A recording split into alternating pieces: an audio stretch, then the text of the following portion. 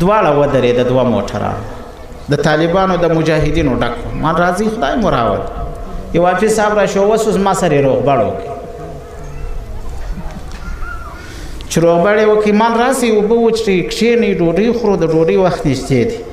وایي نه موږ د دې دپاره نه یو راغلي چې کښېنو وایم څنګه رالاست وایي زموږ سره شهید را سره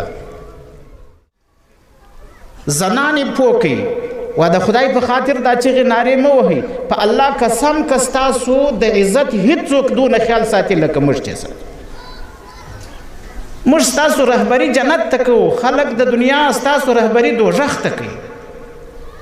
د چا خپله لور د چا خپله خور د چا خپله بیبي د چا خپله مور پر دوژخ پیرزو کیږي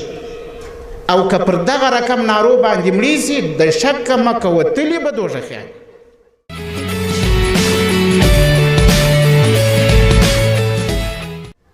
نور ځای نسته نو خو د باندې به در دروازې کښېنه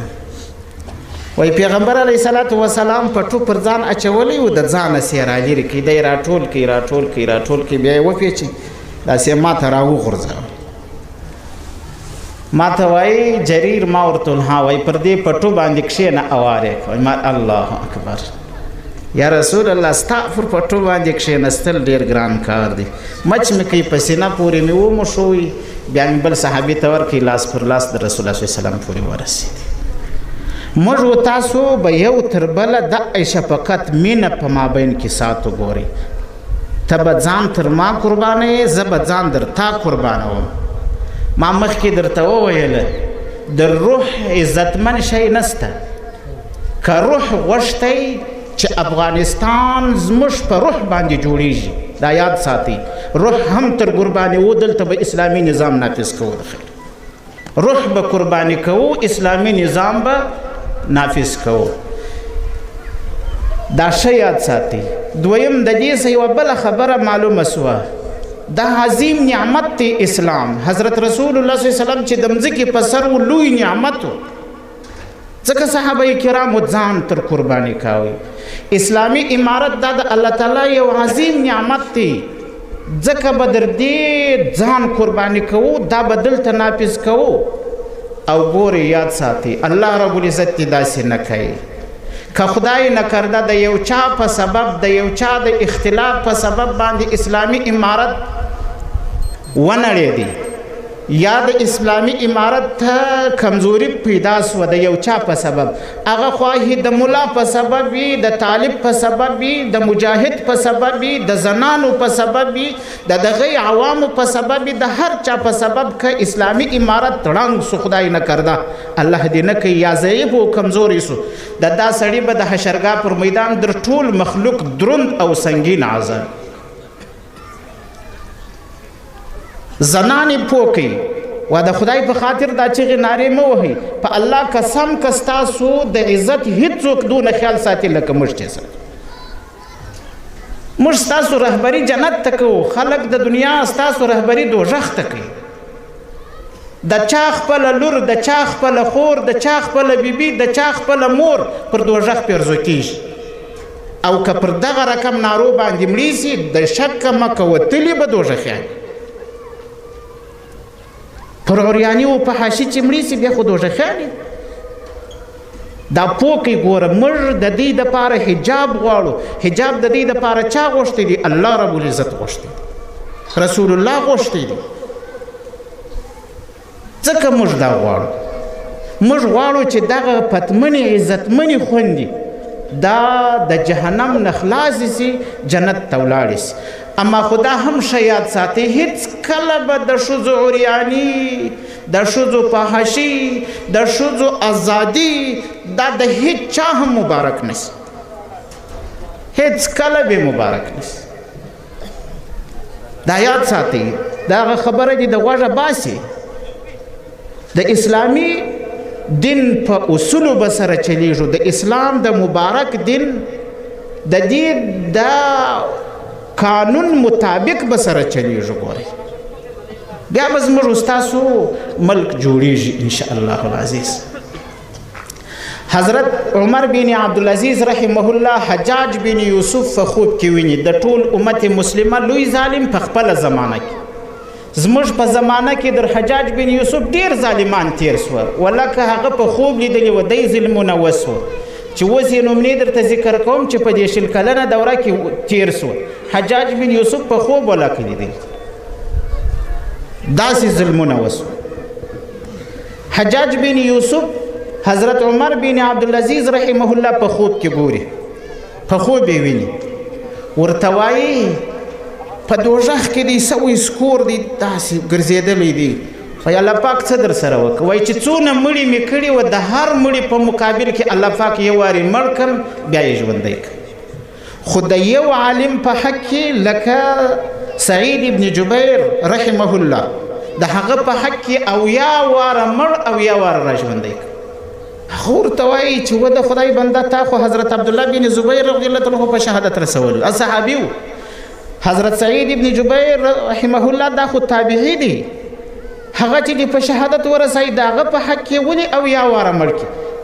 80 وارې را ژوندی کړي وایي دا هغه په حق کې ځکه 80 واره مړ کړم چې دا د خپلې زمانې لوی عالم و در ده غټ عالم نه و په خپله زمانه کې دا ښه یاد ساتي ګوره چې د دې په حق کې 80 واره مړ کړي د حضرت سعید ابن جبیر رحمه الله په حق کې نو د امارت اسلامی مثل په نن زمانه کې ستا دغسې اسلامي امارت بل په ټوله دنیا کې څوک مثال پیش کولی سي نه نسته نو که خدای نه کرده د دې دپاره څوک سبب سو بیا به یې انجام د حجاج بن یوسف غوندې وي بیا به دغه رقم الله پاک بې ذلیل کوي په دوژخ بې ننباسي او یو وارې نه بیا بې مړ کوي الله پاک اسلامی امارت په خپله زمانه کې هغه اسلامی حکومت دی هغه اسلامی امارت دی اسلامی امارت اسلامی امارت اسلام بس همسل پسل کې ټول مرګري دا غواړي چې اسلام حاکم او نافذ شي بس د اسلامی امارت د مرګرو په باب خبره راوړم ګوري موږ به څه کوو کم مرګري چې مسؤلین حضرات دي ګوري هغو تجبیه خبرې راوړم خپل په مابین کې او د ملت سره دا زموږ ملت دی زموږ سره اوږه پر اوږه ودرېدی داسې قربانۍ یې ورکړې چې عقل یې تصور نسو کولی داسې قربانۍ یې ورکړې حضرت عمر فاروق رضی الله تعالی عنه یو ورځ دا مرګرو ته مجاهدینو ته شیان ورویشي د خوراک شیان دې ورکوي خپله یې ورویشي امیرالمؤمنین یو مرګري چې شی ورکړي هغه ناست دی خوري په چپه لاس یې خوري یار یې راپورته کې په چپه لاس یې وخوري بیا یې راپورته کې په چپه لاس امیرالمؤمنین ورته راغلی ورته یې په راسته لاس یې خوره سنت طریقه دا ده چې شل خوړل په راسته لاس کوه په چپه لاس یې مه خوره او ورته یې امیرالمؤمنین راسته لاس مې مشغول دی اخته دی هغه چې بیا تیر سو بیا راغلی وای په راسته لاس یې خوره ورته وایي امیرالمؤمنین راسته لاس مې مشغول دی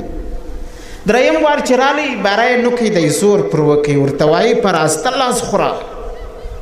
و د خدای بنده د لاس ورته راپورته کوي ورته امیرالمؤمنین په غزوه موته کې مې لاس دلته کاټ سوی پرې سوی دی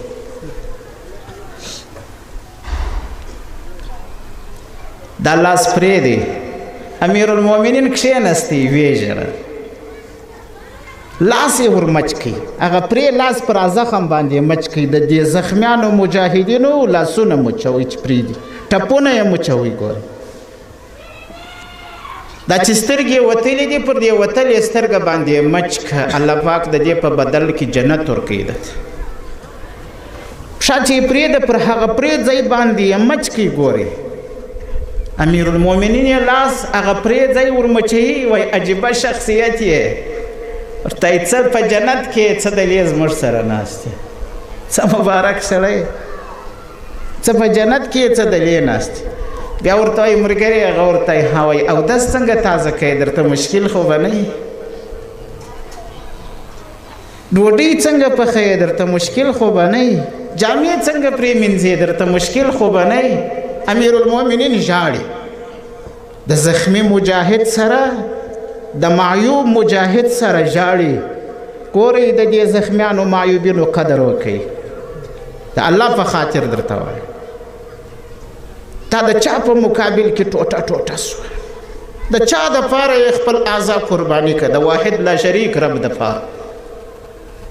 د هغه خونخور امریکا، د هغه اشغالګر امریکا مقابله یې وکړه، ټوله دنیا یې ماته کړه د خپل بدن په اعضاو په غړو باندې. امیر المؤمنین ورته وایي یو هم درته مینځه درکوم، جامې به درته پرېمینځي، ډوډۍ به درته پخوي، یو درته مریی درکوم، هغه به درته اودس تازه کوي، تا ته به خدمت به دې کوي، مسجد ته پورې به دې رسوي، او دومره دومره جامې درکوم، دومره روپۍ درکوم، شیان یې ورکړه. هغه زخمی طالب یې په دې باندې خوشحاله کوي، ورته وایي خوشحاله اوسه. هغه زه خوشحاله یم په دې باندې، هېڅ غم نه کوم.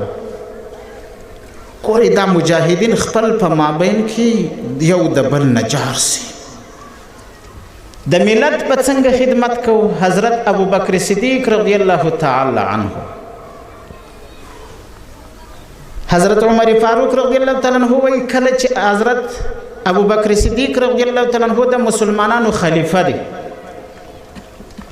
په دې وخت کې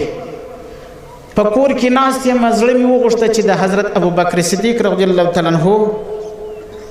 دفتر ته راسم. چې رالم حضرت ابوبکر صدیق رضی الله تعالی عنه ناست دی، مخ ته یو خط پروت دی، لیس پروت دی. حضرت ابوبکر صدیق رضی الله تعالی عنه اوداسه ته ولاړ سو، ما لیس راپورته کړي. لیس چې مې راپورته کړي په هغه کې لیکلی دی پلانی مسکین دا یې کومک ورسره کوي، پلانی معیوب دا ورسره کومک کوي، پلانی کونډه دا ورسره کومک کوي، پلانی یتیم دا ورسره کومک کوي. دا ټول لیس د دې ډک دی. د مدینې منورې ټول محتاجین پکې لیکلي دي، او د هر چا سره خپل خادم معاونت کوونکی دم لیکلی. یوه زنانه د سپین سرې دا وادي عقیق کول ته د باندې ګزاره کوي، د هغې سره څوک نه دی لیکلی. حضرت امیر المؤمنین عمر فاروق رضی الله تعالی عنه زړه کې مې راوګرځېده چې بس د دې سپین سرې خدمت به زه پر غاړه واخلم. سهار چې مې لمونځ وکړ ور روان شوم، چې ورغلم دروازه مې وټکوله، بیبي ته مې اواز وکړ چې ستاسو خادم راغلی دی. هغه ورته خدمت خو سوی دی، چا کړی دی؟ نوم یې نه دی زده. څنګه سړی دی؟ وایي ما نه دی لیدلی چې راسي. هغه ووایي چې نور پرده وکړئ، ستاسو خادم راغلی دی، اوبه راوړي، سرای جارو کړي، ټول اسباب برابروي. دویمه ورځ باندې چې راغلم، د تهجد د لمانځه وروسته راغلم. چې راغلم دروازه مې وټکول، په هغه وخت کې بیا راته اواز کوي چې خادم راغلی دی، خدمت یې کړی دی. اریان سوم دا څوک دی چې دونه وختي راځي؟ سهار د لمانځه وروسته راغلم، خدمت سوی دی.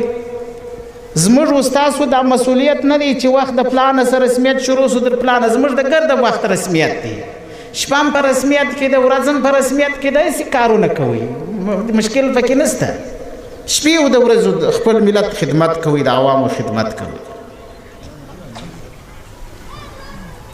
درېیمه شپه باندې چې د ماخستن لمونځ مې وکړ راغلم. چې رالم هلته کښېنستم، که مې کته یو کس را روان دی، داسې کرار چې ورته راغلم، چپلۍ هم نه دي په پښو، چوټې چمپلان یې نه دي په پښو، لڅې پښې را روان دی. چې ومې کته ابوبکر صدیق رضی الله تعالی عنه، ما ورته وویله چې ته څنګه داسې را روان یې؟ وایي دا دې زنانې خدمت ما په غاړه اخیستی. هغه ورته وایي چې ښه د دې زنانې خدمت ته کوي، نو بیا لڅې پښې ولې را روان یې؟ ورته وایي لڅې پښې ځکه را روان یم چې دا مسلمانان اوس بیده سوي دي، او دا اول وهلت ته خوب خورا خوند کوي، نو که چوټې په پښو کم هغه کړپۍ کوي پر دې مځکه، دا د مسلمانانو خوب خرابېږي. نو په دې وجه باندې مې څوک نه دي په پښو کړي، چوټې مې نه دي په پښو کړي. حضرت عمر فاروق رضی الله تعالی عنہ وای ما ورته ویل والله انت احق بالخلافته په الله قسم هم ته حقدار یې د خلافت چې ته خلیفه جوړ سوې.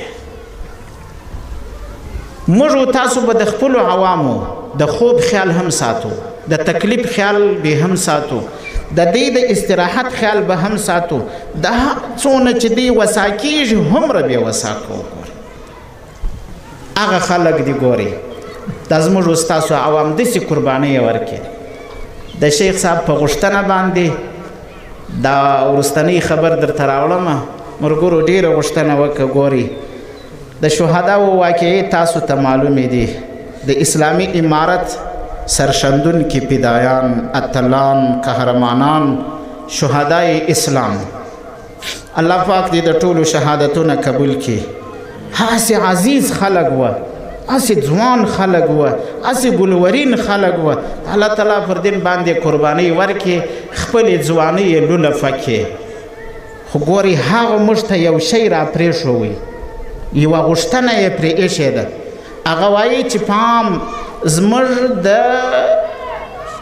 وینو سره خیانت ونه کړي. الله پاک دې ستا پلار ته کامل صحت ورلره ورکړي. الله رب العزت یې د هر مرض نه جوړ کړي. الله تبارک وتعالی دې ټول مریضان جوړ کړي. زه د ماخستن وخت و تقریبا پاوبالا 8 بجې یو میلمه مولوي صاحب راغلی و، د هغه سره ناست وم په کوټه کې. داسې تیزې بتۍ راغلې. ما فکر وکړ څنګه بتۍ دي، راولاړ شوم چې ومې کتل نور طالبان اخواته ناست وه. هغه وایي دا چې دی هغه د طالبانو موټران دي. دواړه ودرېده، دوه موټران د طالبانو د مجاهدینو ډک و. ما راځي خدای مو راول. یو حافظ صاحب را شو اوس ما سره یې روغبړ وکړي. چې روغبړ یې وکړي ما راسي اوبه وچړي، کښېنئ ډوډۍ خورو، د ډوډۍ وخت نږدې دی. وایي نه نه موږ د دې دپاره نه راغلي چې کښېنو. وایم څنګه رالاست؟ وایي زموږ سره شهید را سره دی، موږ سره شهید را سره دی. راځه د دا شهید مور به خبره کې. او ګوري مسلمانانو ورونو، زما عقیده دا ده د شهید قریبانو ته ورتلل دا تر ټانګ باندې چې سړی ورځي درځي ډېر زور غواړي. دونه زور غواړي سړی، دونه په تکلیف کوي. د کم مسلمان په زړه کې چې درد وي، د مسلمان په تکلیف باندې دی په تکلیف کیږي. هغه یو جلا درد محسوسوي.